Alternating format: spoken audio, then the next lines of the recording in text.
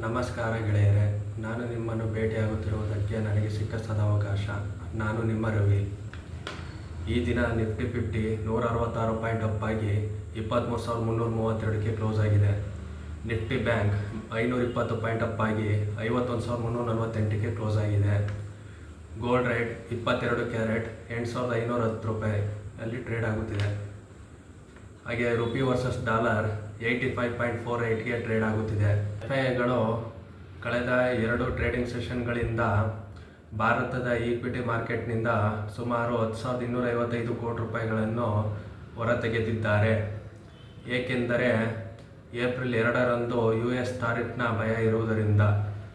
US ತಾರಿಫ್ 10% ಹೆಚ್ಚಾದರೂ ಭಾರತದ ಎಕ್ಸ್ಪೋರ್ಟರ್ಗಳಿಗೆ ಸುಮಾರು $6 billion ಅಷ್ಟು ನಷ್ಟವಾಗುತ್ತದೆ.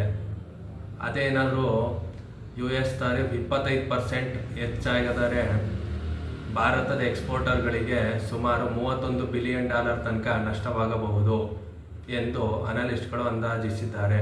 ಆದ್ದರಿಂದ ಹೂಡಿಕೆದಾರರು ಈ ವಾರ ಇಲ್ಲ ಈ ತಿಂಗಳಲ್ಲಿ ಏನಾದರೂ ಮಾರ್ಕೆಟ್ ಕೆಳಗೆ ಬಿದ್ದರೆ ಫಂಡಮೆಂಟಲ್ ಸ್ಟ್ರಾಂಗ್ ಇರುವ ಕಂಪನಿಗಳಲ್ಲಿ ಸತತವಾಗಿ ಹೂಡಿಕೆ ಮಾಡಿಕೊಂಡು ಬಂದರೆ ಲಾಂಗ್ ಟರ್ಮಲ್ಲಿ ನೀವು ಲಾಭವನ್ನು ಕಾಣಬಹುದಾಗಿದೆ. JP ಮಾರ್ಗನ್ ಬ್ರೋಕರೇಜ್ ಕಂಪನಿಯವರು HCL ಟೆಕ್ನ ಟಾರ್ಗೆಟ್ ಪ್ರೈಸನ್ನು ಕೆಳಗಿಳಿಸಿದ್ದಾರೆ. ಸುಮಾರು 1,500 ಪರ್ ಶೇರ್ ಇರಬಹುದೆಂದು ಅಂದಾಜಿಸಿದ್ದಾರೆ. ಏಕೆಂದರೆ ಇವರ Q4 ಅರ್ನಿಂಗ್ಸ್ ಮತ್ತು ವೀಕ್ ಆರ್ಡರ್ ಡೀಲ್ ಇರಬಹುದೆಂದು ಅಂದಾಜಿಸಿದ್ದಾರೆ. ಇದರ ಜೊತೆಗೆ TCS, ಇನ್ಫೋಸಿಸ್ ಮತ್ತು ಟಾಟಾ LXC ಕಂಪನಿಗಳ ಟಾರ್ಗೆಟ್ ಪ್ರೈಸನ್ನು ಕೆಳಗಿಳಿಸಿದ್ದಾರೆ. ಇನ್ಕಮ್ ಟ್ಯಾಕ್ಸ್ ಡಿಪಾರ್ಟ್ಮೆಂಟ್ ಅವರು ಸ್ವಿಗ್ಗಿ ಕಂಪನಿಗೆ ಔಟ್ಸ್ಟ್ಯಾಂಡಿಂಗ್ ಡ್ಯೂ ಕಟ್ಟುವಂತೆ ನೋಟಿಸ್ ಕಳಿಸಿದ್ದಾರೆ. ಅದರ ಮೊತ್ತ ಸುಮಾರು 158 ಕೋಟಿ ರೂಪಾಯಿಗಳಷ್ಟಿದೆ. ಇದಕ್ಕೆ ಸ್ವಿಗ್ಗಿ ಕಂಪನಿಯವರು ನಾವು ಇದರ ಮೇಲೆ ಅಪೀಲಿಗೆ ಹೋಗುತ್ತೇವೆ ಎಂದು ಹೇಳಿದ್ದಾರೆ. ಈ ದಿನ ಟಾಟಾ ಕನ್ಸ್ಯೂಮರ್ ಲಿಮಿಟೆಡ್ ಕಂಪನಿಯ ಶೇರ್ಸ್ 8% ಅಪ್ ಆಗಿದೆ.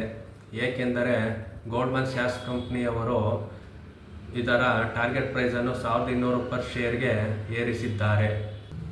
US ತಾರಿಫ್ನ ಭೀತಿಯಿಂದ ಅಮೆರಿಕದ ಮ್ಯಾಗ್ನಿಫಿಸೆಂಟ್ 7 ಕಂಪನಿಗಳು ಸುಮಾರು $750 ಬಿಲಿಯನ್ ಮಾರ್ಕೆಟ್ ಕ್ಯಾಪನ್ನು ಕಳೆದುಕೊಂಡಿವೆ. ಈ ವಿಡಿಯೋ ನಿಮಗೆ ಇಷ್ಟವಾಗಿದ್ದರೆ ಲೈಕ್ ಮಾಡಿ ಮತ್ತು ಸಬ್ಸ್ಕ್ರೈಬ್ ಮಾಡಿ. ಧನ್ಯವಾದ ಗೆಳೆಯರೆ.